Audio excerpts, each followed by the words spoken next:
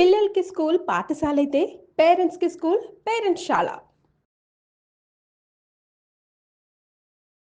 వాగర్థావివ సంపృక్తౌ వాగర్థ ప్రతిపత్తయే జగతః పితరౌ వందే పార్వతీ పరమేశ్వరౌ. ఆదిత్యాయ చ సోమాయ మంగళాయ బుధాయ చ గురుశుక్ర శనిభ్యశ్చ రాహవే కేతవే నమః. శృంగేరి జగద్గురు పీఠాధిపతులకి, కంచి పీఠాధిపతులకి నమస్కారములు తెలియచేసుకుంటూ కార్యక్రమాన్ని ప్రారంభిద్దాం. జూలై నెల 16వ తారీఖు నుంచి 31వ తారీఖు వరకు ద్వాదశ రాశుల వారికి సంబంధించినటువంటి శుభ అశుభ ఫలితాలు, ఏ రోజుల్లో మానసికంగా ఆనందంగా ఉంటారు, ఏ రోజుల్లో అసంతృప్తి ఆందోళనతో ఉంటారు, అలాగే ఏ రోజుల్లో ఖర్చులు ఎక్కువగా ఉంటాయి, ఏ రోజుల్లో ఆదాయ మార్గాలు ఎక్కువగా ఉంటాయి, ఉద్యోగ సమస్యలు, ఇలాంటి వివరాల గురించి క్లుప్తముగా తెలియజేసే ప్రయత్నం చేస్తాను. కాబట్టి వీక్షించేటువంటి ప్రేక్షకులకి చిన్న గమనిక, మీరు మీ యొక్క జన్మ నక్షత్రం ఏదైతే ఉంటుందో ఆ నక్షత్రం ప్రకారం ఉన్నటువంటి రాశినే మీరు పరిగణనలోకి తీసుకోవాలి. నామ నక్షత్రం పేరు మీద ఉన్నటువంటి రాశిని తీసుకోకూడదు. జన్మ నక్షత్రం లేని వాళ్ళు నామ నక్షత్రం పేరు మీదనే చూసుకోవాలి. పైగా చాలామంది సన్ జొడాయిక్ సైన్ అంటే ఈ మంత్ నుంచి ఈ మంత్ మధ్యలో పుట్టినటువంటి వాళ్ళు ఒక రాశికి చెందుతారని చెప్పి సూర్యమాన సిద్ధాంతం ప్రకారం ఉంటుంది. అది ఈ చెప్పబోయేటువంటి ఫలితాలకి అది ఏమాత్రం కూడా సరిపోదు. అది విషయాన్ని గమనించుకొని చూసుకోవాలి. కాబట్టి జన్మ నక్షత్రము, జన్మ రాశి లేదా ఈ రెండు లేకపోతే నామ నక్షత్రము, నామరాశి మీద ఉన్నటువంటి వివరాలనే మీరు ఆ రాశి ప్రకారమే చూసుకుంటే మీకు రమారమిగా మీ ఈ చెప్పబడే ఫలితాలు మీకు సరిపోతాయని చెప్పవచ్చు. ఇక కార్యక్రమంలోకి బయలుదేరదాం. జూలై 16వ తారీఖు నుంచి 31వ తారీఖు వరకు మకర రాశిలో జన్మించినటువంటి వారికి ఏ విధంగా ఉండబోతుందో తెలుసుకునే ప్రయత్నం చేద్దాం. ఈ మకర రాశిలో జన్మించినటువంటి వారికి శుక్రుడు అనుకూలంగా ఉన్నటువంటి కారణం చేత 26వ తారీఖు వరకు చక్కటి శుభస్థితిలో ఉంటారు. అలాగే విలువైనటువంటి బంగారు ఆభరణాలు కానీ, వస్తువులు కానీ, దుస్తులు కానీ కొనుగోలు చేస్తారు. లగ్జరీ లైఫ్ని లీడ్ చేయడానికి ప్రయత్నం చేస్తారు. అన్ని విధాలుగా ఆనందదాయకంగా ఉంటుంది. ఇక 27, 28, 29, 30, 31 ఈ ఆఖరి 5 రోజులు మాత్రం కాస్త జాగ్రత్తగా ఉండండి. దంపతులతో కానీ, భాగస్వామ్య వ్యాపారులతో కానీ, లేదా ఇతరులతో, స్త్రీలతో కానీ వాగ్వివాదాలు పెరిగే అవకాశం ఉంటుంది. గురుగ్రహం కూడా అనుకూలంగా లేని కారణం, ఈ కారణం చేత అనవసరమైనటువంటి విషయాల్లో ఖర్చులు అధికంగా ఉంటాయి. అలాగే ఆరోగ్యం పట్ల శ్రద్ధ వహించాల్సినటువంటి పరిస్థితి, ఇండైజేషన్ ప్రాబ్లంతో ఎక్కువగా సమస్యలు ఎదుర్కొంటారు. పెద్దలతో వాగ్వివాదాలు జరుగుతాయని చెప్పవచ్చు. ఇక రవి యొక్క సంచార ప్రభావము కాస్త బాధ్యతలు, రెస్పాన్సిబిలిటీస్ అంటారు, ఉద్యోగంలో కానీ వృత్తి వ్యాపారాల్లో కానీ పెరగడం ద్వారా కొంత సమస్యలు అనేటువంటివి ఎదుర్కోక తప్పదు. ఆందోళనగా ఉంటుంది. అనవసరమైనటువంటి బాధ్యతలు నిర్వర్తించడం ద్వారా మీకు టచ్ లేనటువంటి డిపార్ట్మెంట్స్లో ఉండడం, తద్వారా కొంత సమస్యలుగా ఎక్కువగా ఉంటాయని చెప్పవచ్చు. అయితే బుధుడు కూడా అనుకూలంగా లేని కారణం చేత ఈ యొక్క మకర రాశిలో జన్మించినటువంటి వారు పెట్టుబడులకి మీరు ముందుకు వెళ్ళకపోవడమే మంచిది.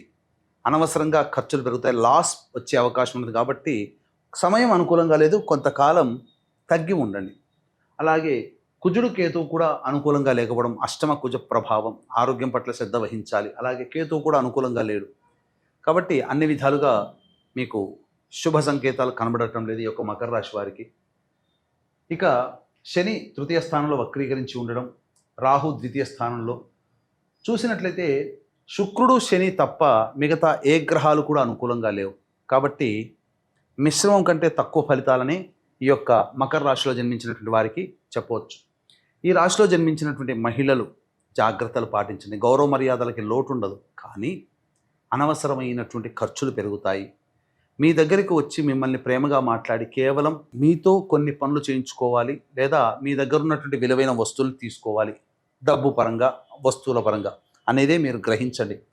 తర్వాత మీరు ఎదుటి వాళ్ళకి మాటలకి లోబడిపోయారా, నష్టపోతారు. అలాగే ఈ రాశిలో జన్మించినటువంటి వారికి ప్రధానంగా సంతానం కోసం ఎదురు చూసేటువంటి వ్యక్తులకి చక్కటి శుభవార్త వింటారు. అలాగే వివాహం కావాల్సినటువంటి అబ్బాయిలు, అమ్మాయిలు బాగా కష్టపడితే తప్ప వివాహ సంబంధాలు కుదరవు. కాబట్టి జాగ్రత్తలు పాటించండి.